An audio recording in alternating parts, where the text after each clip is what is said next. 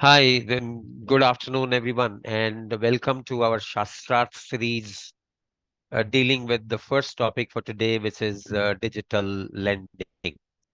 Now, in this conversation today, we will not be discussing the entire gamut of digital lending. Instead, we'll be focusing just on a small part, which is what exactly Recording is in digital progress. lending. Because if it's digital lending, then it needs to abide by the RBI's digital lending as usual. Now, before we get onto the subject as to what is digital lending, let me just start with some bit of statistics which we have gathered from the data published by FACE. FACE is, as you understand, the fintech agencies for consumer awareness, empowerment. And this data goes to say that during the half year, which is half year of 22-23, total disbursement of digital lending in India was 28,247 crores. And this was over 2 crores 74 lakh loans in just about 6 months' time. If I were to take the numbers for the full year, I'm guessing the number of loans would approximate, if at all, not less than 5 crores at least.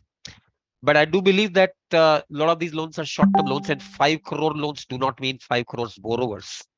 Because 5 crore borrowers would have been a huge number, as I guess the age group which typically enjoys digital lending would probably be something like 19 to 25 kind of age group. And to best of my understanding, the total population in that age group will probably be something like 30 to 40 crores kind. And if we were to say 5 crores borrowers have taken digital loans, we'll be talking about more than 10% of the country's young population availing digital loans. I don't have the data about how many borrowers have taken, but we do understand that the volume of digital lending has been used. It grew nearly 162% in the first half of 22-23 compared to same number last year. And given the fact that the digital lending guidelines had come thereafter, the growth in the third quarter was still good enough. And if we compare the data for the third quarter of 22-23, it was 47% growth on year-on-year basis. So that's really an impressive growth. And that's information to Anita that we would like to understand is what exactly is digital lending. I mean, we can refer to it in various names. Globally, it might be called fintech lending or fintech enabled lending or technology enabled lending. In India, we use the word digital lending. So what exactly is digital lending, Anita? Right. First of all, a very good evening to all of you. So, the discussion today starts with the primary question: what is digital lending? So, the session is on: is the lending digital or physical? We have been doing traditional lending practices. We know that what are the options that are available to avail a loan facility. And traditionally, physical lending was being done and practiced. So, we don't have to maybe understand what is physical lending, because that is something that has been there since so many years. So that is something that we all are aware about. Now, this digital lending as a concept is something new that has come up. If we try to understand, even the RBI, before releasing these regulations, had come up with a working paper. The working committee had issued a paper. Therein also, it did not get into the definition of digital lending. So it did not define the term digital lending. Yes, references were drawn from the global context as well, that what is digital lending, what is fintech credit globally, what is it known as, what are the features that define it, whether there is any such distinction at all in the global markets with respect to physical lending and digital lending. So the intent of the RBI was not to create a distinction between physical lending and digital lending in terms of the way in which these lending process are being carried out. Now, lenders who are doing or extending these loans are not just regulated entities, but in the garb of regulated entities, there were also unregulated entities who were carrying out such lending practices. And that was the reason why RBI had to specifically come out with regulations to regulate the digital lending sector specifically. When I say this does not mean that because we already had regulations for physical lending, or I may say for lending by any regulated entity, be it banks, financial institutions. The RBI had already regulated how you're going to lend, the fair practices, the transparency norms, the disclosure requirement, and everything was already there. Now, why was there a need to have specific regulations for digital lending? It was because this was being practiced not just by regulated entities, but there were certain unregulated entities as well, who were being the face of the transaction, and they were interacting with the customers and providing digital lending, or what is the concern with which the RBI had brought this regulations. We need to understand the classification, whether my lending is digital or not. So let us straight away get into the definition of digital lending that is there in the RBI guidelines dated September 2nd, 2022. There, if we look at the definition, it can be divided into three parts. Now, the first part is that it is a remote and automated lending process. Remote and automated lending process. That means that something which is not in physical or a face-to-face mode. It is a contactless mode. It is on a remote basis, as well as automated lending process. So it is not with minimum, or I can say the lending process is automated. So there is no manual intervention as such over there. Second part of the definition says largely by use of seamless digital technologies. Now, largely is something which is subjective, because RBI has not specified which part of the lending process has to be digital. So it says that it has to be largely by use of digital technology. Now, in what all things can digital technology be used? Over there, RBI has laid down certain process that forms part of the entire lending transaction, which starts from customer acquisition, credit assessment, loan approval, disbursement, recovery, and all other associated customer services that is being provided by the lender. So largely for providing all these services, if I'm using digital technology, so if I'm offering my loan, wherein the loan application, the disbursement, and the entire management is through digital channels, and also the decision making. So it is an automated and digitized way of taking credit decisions, and interaction with the customer is also digital. Here, the end-to-end process, if it consists of a digital medium, or the way the offering is being done and being provided is data driven, then in that case, it is a digital lending product. Is it fair to call it Now, faceless given, lending? Is it yeah, faceless or so contactless? I would say it is faceless lending, contactless in terms of faceless only, because in terms of the interaction with the customer, the entire interaction is happening over a digital platform. And when I say the interaction is happening on a digital platform, so it is not that meeting in person and interacting with the customer, taking the documents in physical, or maybe doing the due diligence, taking the signatures in physical and everything. That is not happening. So it is a kind of a faceless, because the lender who is behind the app, now that there are regulations, you have to disclose the name of the lender, but still in a large part, if it is a lending app which has a lot of lenders behind it, so I may not be interested in knowing who is the lender. I may just be interested in getting the loan. And so for me, it is the app, the name of the app, which is the lender for me. So it is a faceless mode of interaction for me with the lender, because the lender and the customer may not be directly interacting in person. This meeting that we are having today is not faceless meeting. And in that sense, even if we are not meeting physically, it may still be a faithful and not faceless meeting. But let's come to that question you mentioned about largely by use of seamless digital technologies. And then you went to talk about six different facets or six different aspects of a lending process. You talked about customer acquisition, credit assessment, loan approval, disbursement, recovery, and associated customer service. As I'm sure you would agree, no lending can be completely, I mean, without human elements. There would be some human elements for sure, either before the transaction or during transaction or maybe post facto. There will be some human element for sure. At the same time, no lending can be completely without use of digital technology. It's hard to think of today any lending which is completely without digital uses. So out of the six things that you talked about in terms of significance, which are the two or three processes which you think should exactly be digital to call a digital lending? In other words, even if the rest of the processes are say physical, if those two or three are digital, you will still call it digital lending. I mean, I would expect if we can maybe just give a precise answer so as to help our participants. Okay. But first of all, given the definition of digital lending, there is no specific leg of the transaction that determines whether it will be a digital lending case or a non-digital loan transaction. Because the whole entire transaction as a whole, we need to see, and in aggregate, if a large part of the lending process is automated, then we call it digital. How Now, do we in assess that terms of large part? Large meaning what? Large is in terms of what? in terms of importance, it can be said that in order to be classified as digital lending, the lending process, now the emphasis is on the lending process. Now, lending process would ideally mean the credit decision making, the credit assessment, and the credit decision that is being taken.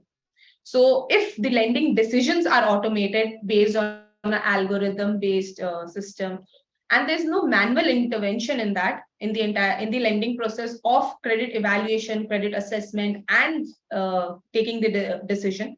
So just to give an example, I'm at a shop and I want to buy a product. I just download the app and I quickly fill in the parameters or my personal details, and instantly I'm approved a loan to buy that product.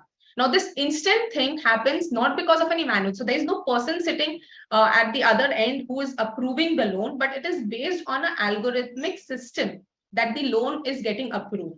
So if this lending and credit decision, which is the most important or essential component of any lending transaction, if that is digitized or if that is automated, in that case, the lender, it will be said to be a digital lending transaction.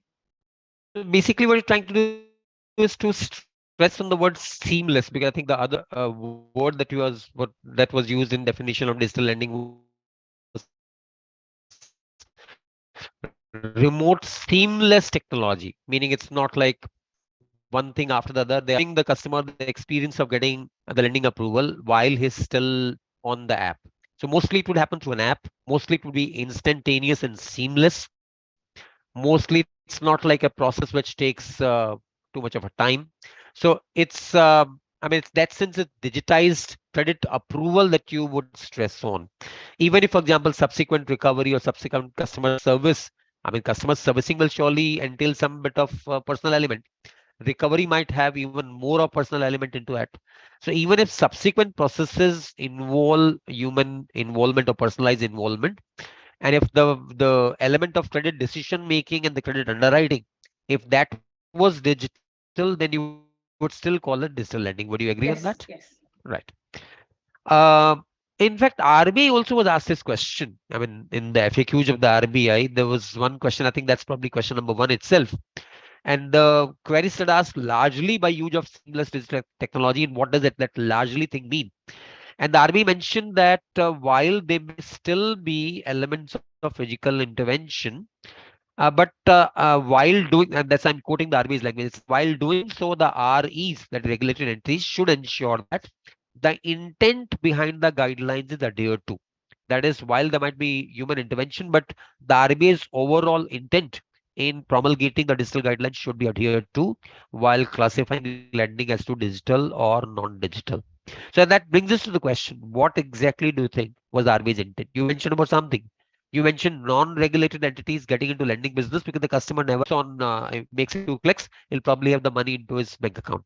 So the question is, what was the RBI's intent? Was it simply to curb the entry of unregulated entities into regulated lending business, or was it also inspired by some motive of customer protection?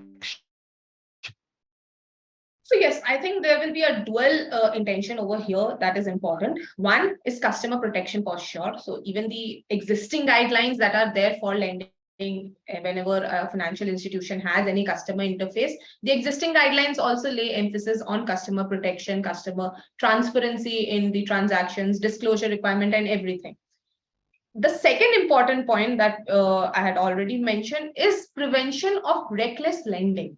Now, reckless lending that was happening would mean that the lenders are actually providing loan instantly, and the borrower is also not getting any time to think about the loan that he's availing.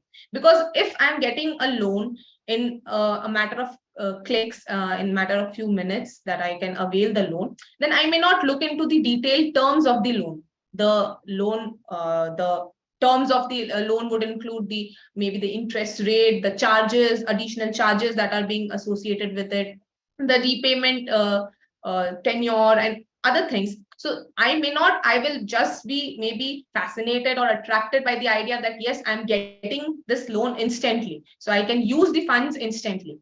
The after effects of that, since it is happening so instantly, so I'm not getting the time to think. So this kind of reckless lending that was happening, and even from the lenders end, digital lending was happening in a way that you are doing the credit assessment also very quickly and instantly. So you're not actually going through the entire customer profile, but it is only based on the few information that the customer has provided to you, or the backend check, or the mobile phone resources that you're having access to. You're just checking that, and based on your algorithm, you're just granting loans. So this kind of a lending that was being done, and more so over by Chinese app or by outside apps, and even Indian apps, certain Indian apps. That is the main motive of the RBI, to prevent or to maybe regulate these entities, the way they are lending and the way they are dealing with customers. Anita, the digital lending apps would rather argue that their lending algos are far more scientific, far more probing. They collect far more parameters, including social parameters of the individual, and that their algos are far more effective in distinguishing between a good borrower and a not so good borrower than the traditional financial statement analysis. And people go to say that when it's artificial intelligence at place, it can learn, it's machine learning. The machine itself is learning, is far more powerful than individual learning. Individual learning, after all, is limited by the individual capabilities. Machines' capabilities can be tremendous. And therefore, I wouldn't call it reckless lending. On the contrary, I think the point about reckless borrowing is still probably a more pertinent word to say, because a borrower, in a matter of clicks, in a matter of completely, I mean, convenient experience, by the time he fills up a particular application, is, I mean, pat the money into my bank account. And the temptation of getting money quick and into a bank account in a very, very convenient manner might prompt a borrower to buy things that he doesn't need, under terms that he doesn't read, with money that he obviously doesn't have. So probably that's what the RBI's concern might be, that the benefit of hindsight, the benefit of retrospect, the benefit of cool mind making a judgment call on whether I should be borrowing money or not. That opportunity is not available in case of digital lending, which, I mean, by very design is completely instantaneous. So possibly from this perspective, the RBI is trying to lay more stress on consumer protection, borrower protection in digital lending than in physical lending. So what are the concerns from point of view of borrower protection? What are the concerns which you think might have played, which are more powerful, more pronounced in digital lending, where customers may actually be misled into, I mean, borrowing money and later on their life becomes hell? Where do you think, what are the regions do you think the customers could be more at a risk in digital lending than in physical lending? Can So you, for it example, say the disclosure is not as transparent, or can you say that who am I dealing with is not transparent, or I didn't have the time to think at all, and therefore, if I were to rethink about it, probably I might have decided not to borrow at all, etc. Or maybe the rates are so very high because the loan ticket size is too small. it makes it more risky. The chances of the borrower getting into the trap in a few minutes is much more as compared to physical lending. The borrower is interacting with a machine, and the person behind the machine is discreet. So I don't know who exactly is the one who is behind the machine. So given that fintechs were playing a major role and becoming systemically important in catering to the credit demand, it was important that the entire regulatory supervision is not just restricted to regulated entity, but is also extended to these fintech entities who are playing a significant role, or having a major role in the entire transaction. So in terms of the cyber security, in terms of the compliance requirement, and all other critical business functions that they were carrying out on behalf of the lender, that needed to be regulated as well as monitored. Direct supervision was not a possibility, and hence the RBI has come up with this. Also, the size of the loan, since most of these digital loan transactions are for small ticket size loans, which is repayable within a year. So the tenure of loan as well as the size of lending is very small as compared to other loan products. And that is the reason the disclosures, going through the detailed terms and condition, is not being done. Also, because when I'm lending over an app or a website, and as compared to a physical document over a website, if or over a phone, if I'm just scrolling through the document and it is a 5-pager document, it will be, the legitimacy of the words will not be so much, it will not be very much visible, or I would say it will be a strain on my eyes to also read in detail. So that also refrains the borrower from reading it or knowing the loan terms beforehand, or have that interest in knowing the loan terms beforehand before entering into the transaction. So that is the reason the need to regulate digital lending transactions was more as compared. The working group report also laid emphasis on the malpractices that were being done to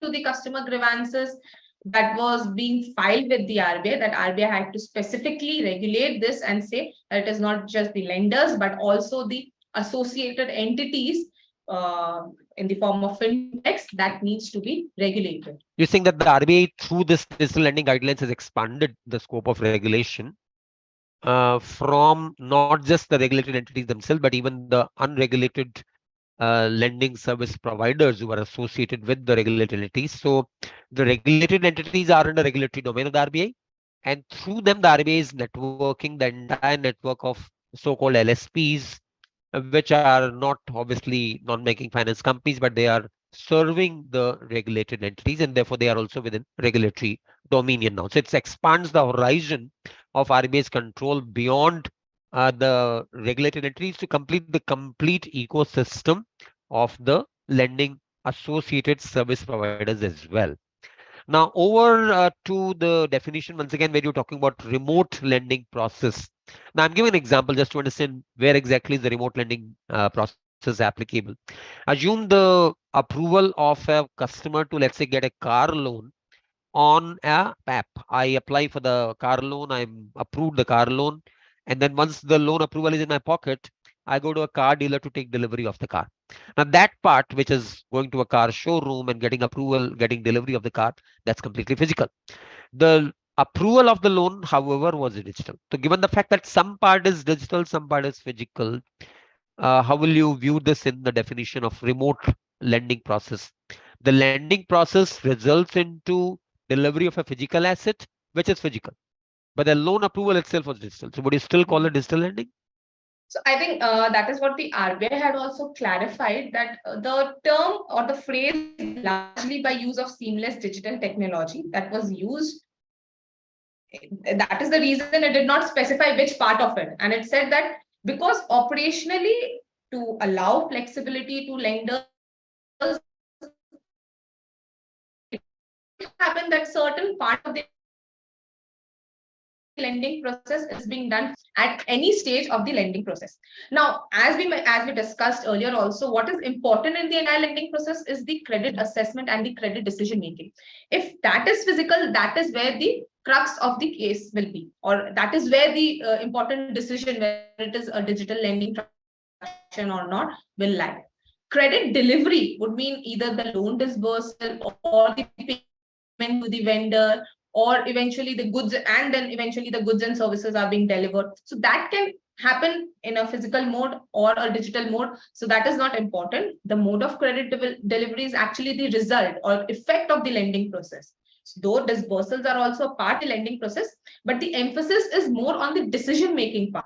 The decision, the credit decision, the credit sanctioning, the approval process, that has to be a remote and automated uh, part of the transaction, irrespective of the mode of credit delivery. You're sounding very convincing because if you're, I'm saying you are sounding convincing on this. When you're saying the loan is approved digitally and the loan is now being used to buy something physical, that part is the use of the loan to buy a physical asset. For instance, even a digital loan, I might actually be using to buy some merchandise. I buy some, let's say, home grocery. That's not digital. The loan was digital. The loan was used to buy something physical. So that purchase part is the next part, utilization of the loan and not the lending process itself. So let's focus on the lending part. Lending part was largely digital. That is, the approval happened on a digital app through, let's say, faceless technology use. I would still call it digital lending, even though the subsequent utilization uses or results into a physical delivery of goods and services. Back on once again the question, are you saying that irrespective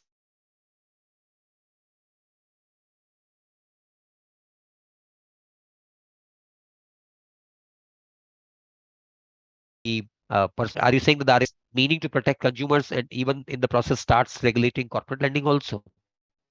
If companies are promised a loan through use of digital facility, let's say MSMEs or companies, large companies for that matter, loans are sourced by use of an app, let's say by larger companies. The the objective of consumer protection cannot be playing any role here. But looking at the language, are we still saying that even that lending will still be covered by this? An associated question will then be, even if the lending is, let's say, secured lending, where what I'm deciding to lend against is the value of an asset. Think, for example, gold loan. Basically, based on assessment of gold.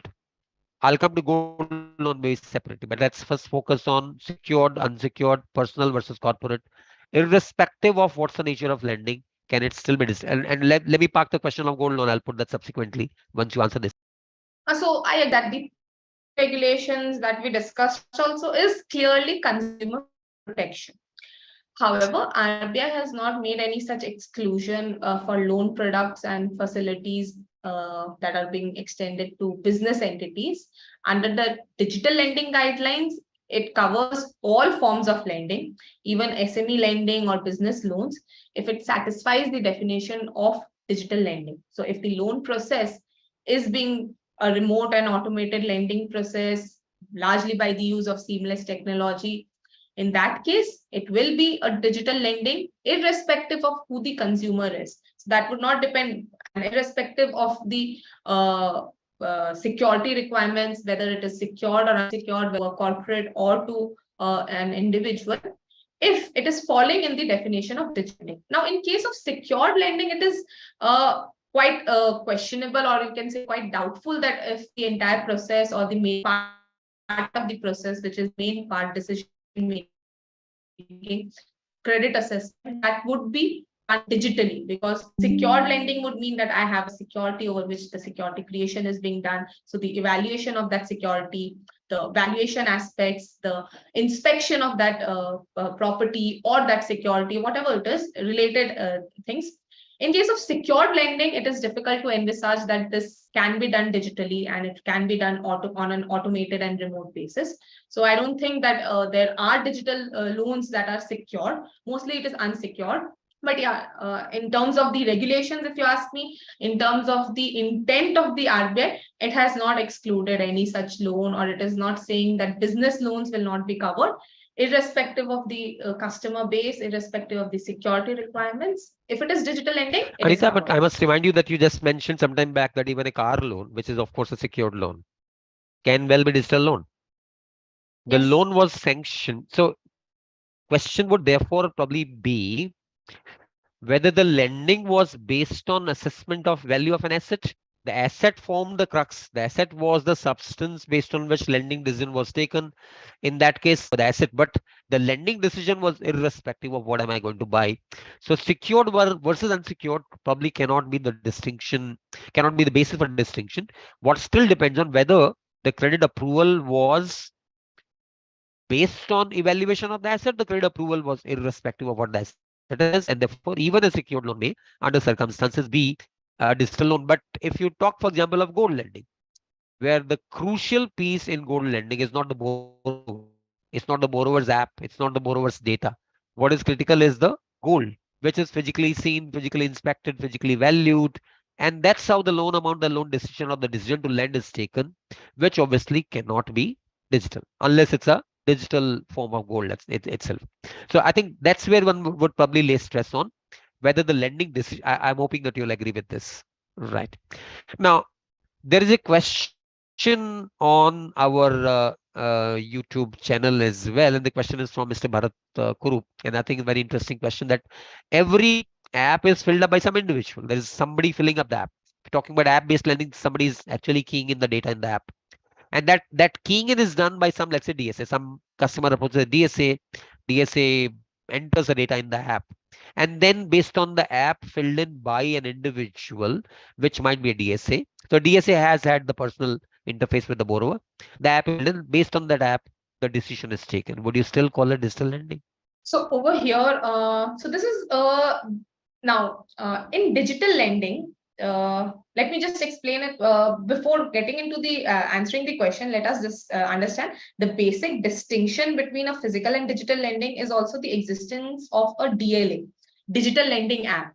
So the lending app actually acts as the interface between the lender and the customer.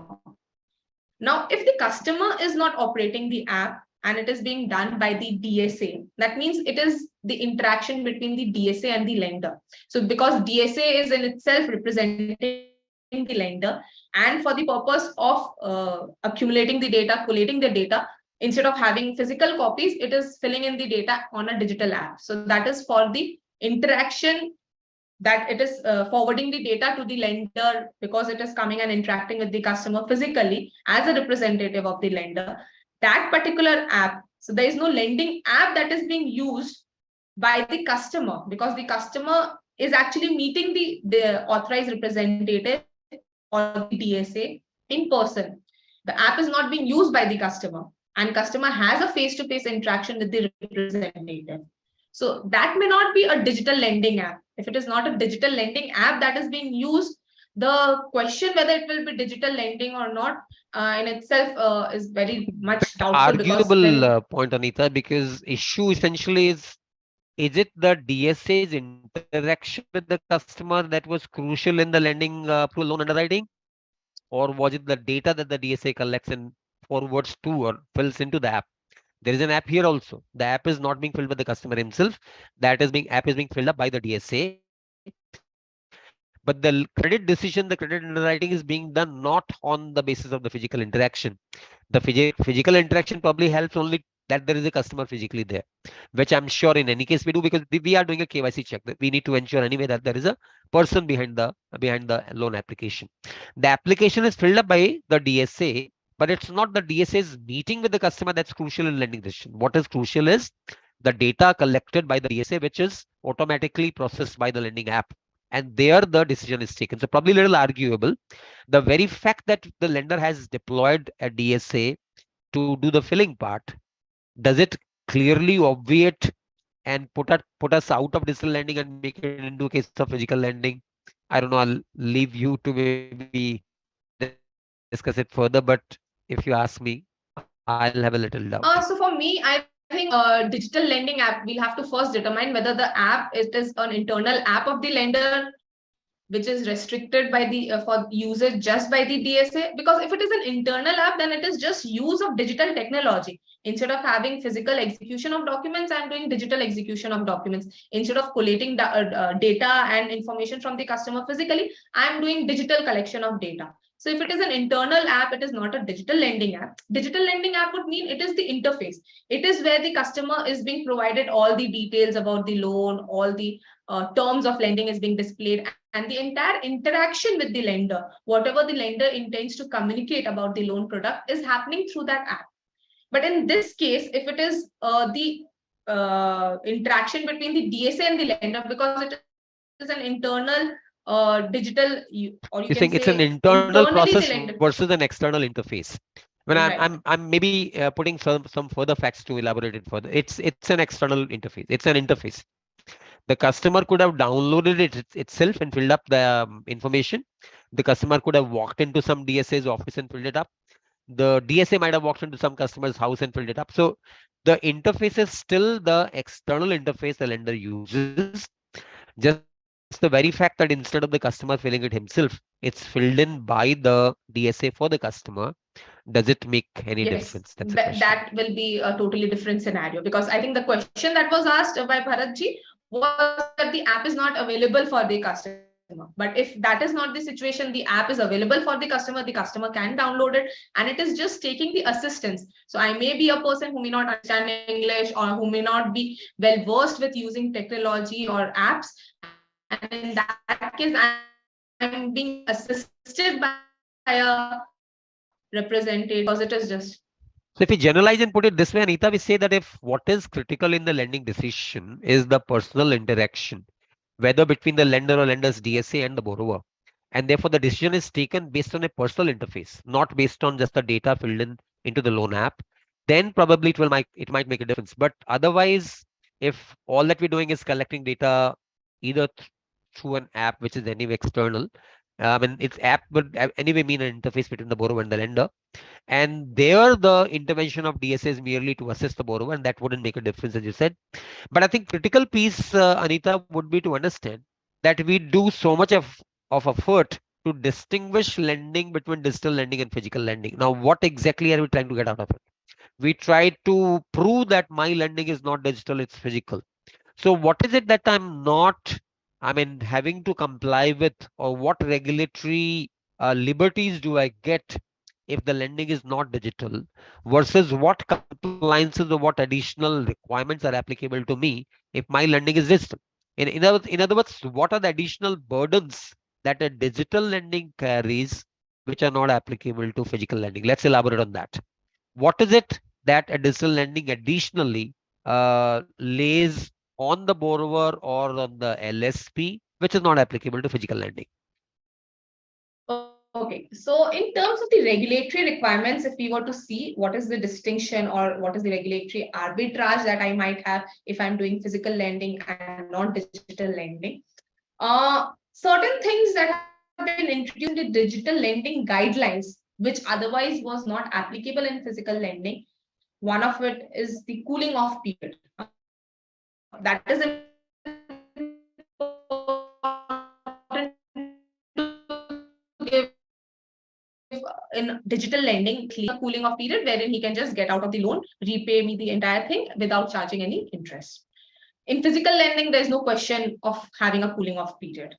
The DLA, existence of DLA, as we discussed, the interface between the customer and the lender. In case of digital lending, there will be a DLA, but in case of physical lending, there is no such DLA or digital lending app acting as an interface between the customer and the lender. So the compliances with respect to DLA, the disclosure requirement, and all such things are not there in case of physical lending. Also, there's a restriction with respect to the LSP charging any fee directly to the customer. Now, this restriction is directly coming from the digital lending guidelines.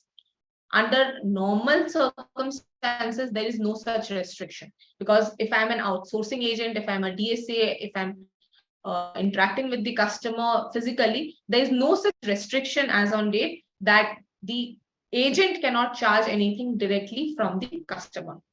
Also, the requirement to disclose informations in the form of key fact statement or the APR disclosure. Now, key fact statement is similar to sanction letter. So in physical lending also you have a sanction letter. In digital lending, it is the key fact statement. Basically, the terms of lending is being disclosed.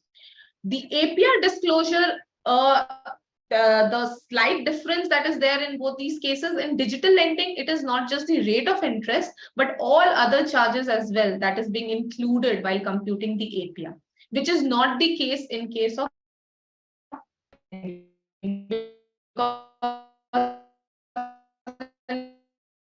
physical lending. It is just the of interest, but it is not an inclusive rate because you are not including all other charges in the rate of interest. Also, the requirement to have a GRO by the LSP. So all those compliances that the LSP is required to do, having a GRO or having a privacy policy, these are not there in case of physical lending, which is specifically mentioned in case of digital lending, the disclosure requirement on the website of the LSP and the DLA. All of these are not there. Even intimation about the recovery agent might be a small or minor compliance requirement, but actually when we go for implementation, there are practical difficulties because at the inception of the transaction, I may not know who the recovery agent will be. So RBI has also clarified this in the FAQs that at the inception, you just need to name the empaneled agencies who can act as your recovery agents. You can just give a link to the list of those empaneled agencies. And before the person approaches or the recovery agency approaches the customer, you need to send the customer the specific details about the recovery agency. It is not the specific detail about the person who is going to visit, but at least the agency whom you are appointed or assigned the task of recovery. So the intimation has to be sent before the agency approaches the borrower for recovery. Privacy policy requirement for the LSP is also not mandated under the physical lending guidelines. More so because there is no such data collection as such happening. In case of digital lending, I have access to the entire mobile phone resources of the customer. There are several details that all the details actually flowing to the customer through the DLA and through the LSP. So privacy, customer privacy, cyber security becomes more important in case of digital lending. There is no such mandatory requirement, I can say, of having a privacy policy or such policies in place in case of physical lending. Also, there is no such requirement of having restriction with respect to access to mobile phone data, which is there in digital lending. Because in physical lending, the question may not arise that you are having access to the mobile phone resources of the customer. So these would be the distinction points between physical lending and digital If you were to lending. summarize the differences, Anita, that you mentioned, just to give a quick summary to the participants. Number one, you mentioned cooling off, which, as you mentioned, is very appropriate. Digital lending is nearly instantaneous, and therefore I should be given an opportunity of thinking in a cooling off, meaning with a cool mind, I can think and decide whether I would still like to avail the loan. Next one, you mentioned APR disclosure in case of digital lending has to be all inclusive. I'm sure that's just a matter of time because at some stage RBI will say in case of any loan, the APR has to be all inclusive. Because say that I can charge 10% processing fee for a loan that goes for 3 months is actually, I mean, 40% in terms of annualization, and therefore it doesn't make sense to have a servicing fee which is not a part of APR. But as of now, the clear prescription of the RBI is that APR in case of digital lending has to be all inclusive other than the contingent charges. And the third point of distinction is all LSP connected. The whatever I mentioned, LSP need not have a GRO, as LSP will need to have a privacy policy, LSP will not collect data, mobile phone access, etc. All of these flow from the fact that the LSP is, it might be a DSA, but DSA is after all avowedly an agent. Customer knows that is addressing an agent. Customer knows that is not addressing the lender here. In case of DLA, the customer is completely oblivious as to whether it's talking to the lender or talking to who. Commonly, people think that the FLDG restriction was a part of the DLA guidelines, digital lending guidelines, and people also think that the restriction that the money will not be flowing through the LSP and the money will go directly into the bank account of the customer or to the third party to whom the customer is supposed to pay.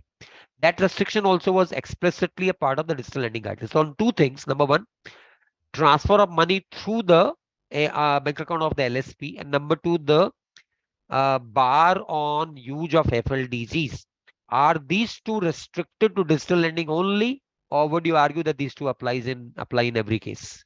So first thing is the flow of funds through the agent that is barred in case of digital lending. Ideally, it should be barred in case of physical lending also. The reason being that the agent having the funds, access to the funds, or dealing with the funds could lead to a commingling risk. So the restriction that is there that the funds should directly flow from the customer to the lender and vice versa for disbursement as well. This should be applicable even in case of physical lending. Though there is no such written rule over there, but also the rule is not that the agent is being used for disbursals and for repayments, because in normal parlance it will be the transaction between the lender and the borrower. So the flow of funds should also happen directly between the lender and the borrower.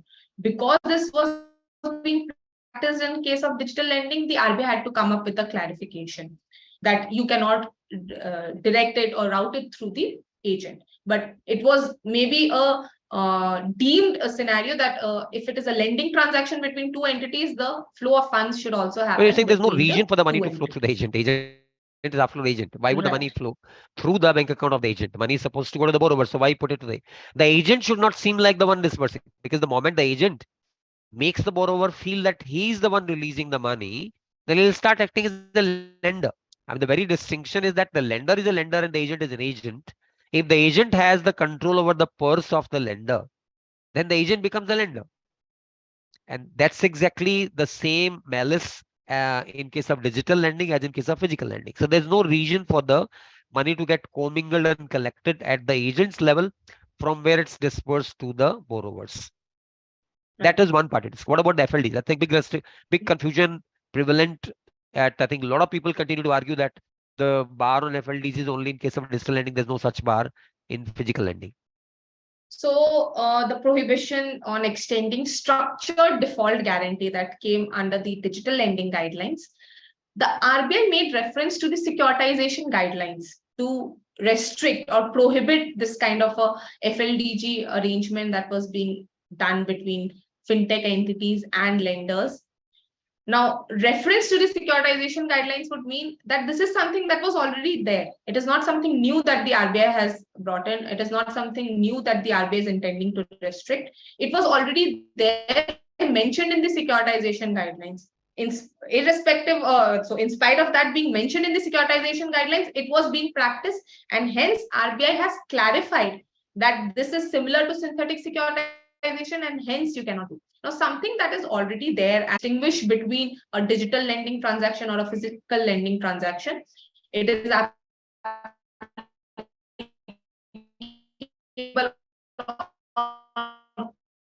all loan transactions is already there. I cannot say that for physical lending there will be another clarification that needs to be issued by the RBI, because the securitization guidelines clearly define the term or explain the concept of synthetic securitization, and structured default guarantee, is referred to as synthetic securitization. So wherein you as a balance sheet lender are transferring the credit risk arising from the loans to another entity. That is something that is restricted, prohibited, and barred under the guidelines already. So that will apply for physical lending as well.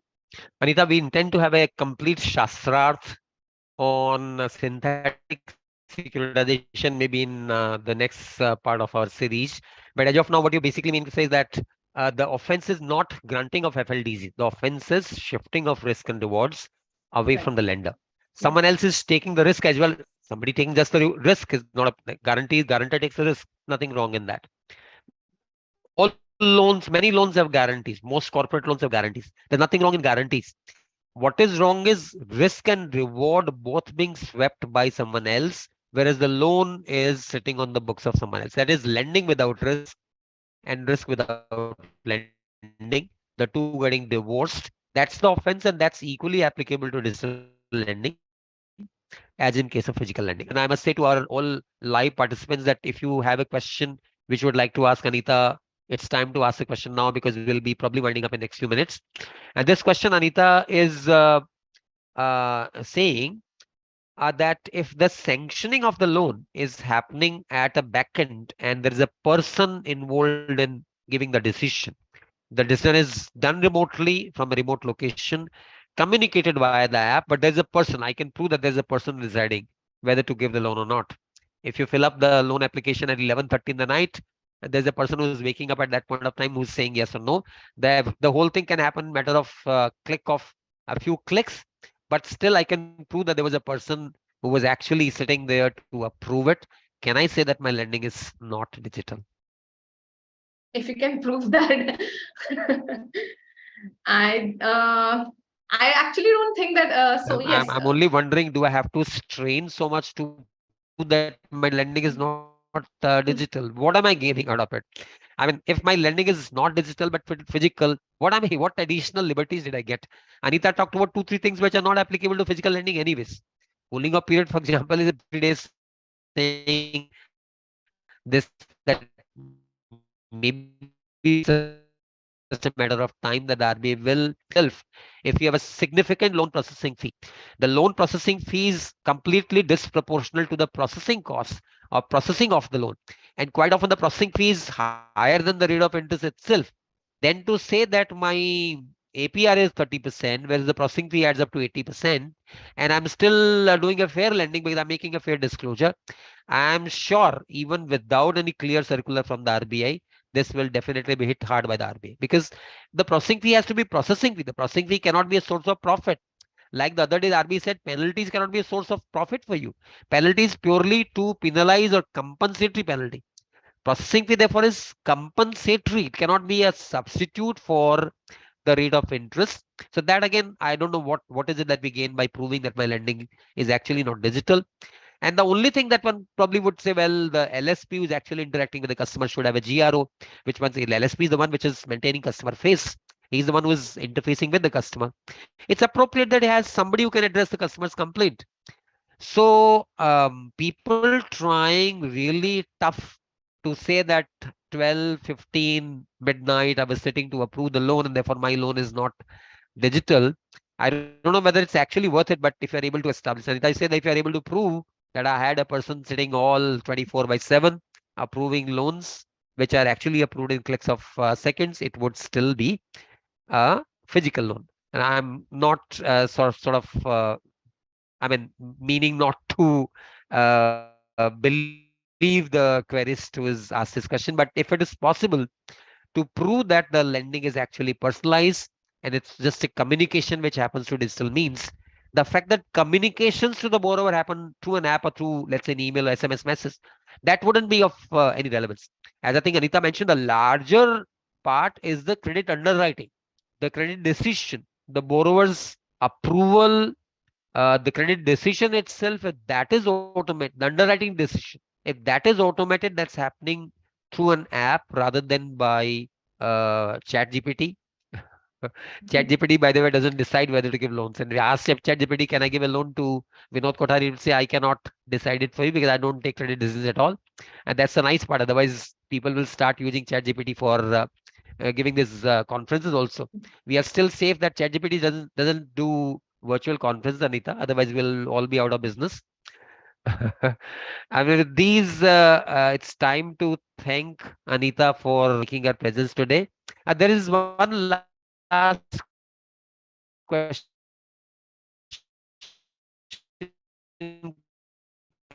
Can demand promissory note be sent amendments to IT Act? There was a recent amendment to Schedule 1 of the IT Act, wherein negotiable instruments other than check that was excluded from the purview of Stamp duty is not there, so we can happily sign a DPN digitally, not bother about stamp duty. And once again, I'm wondering what is the use of DPN. After all, the use of DPN is for using the summary process under civil processes.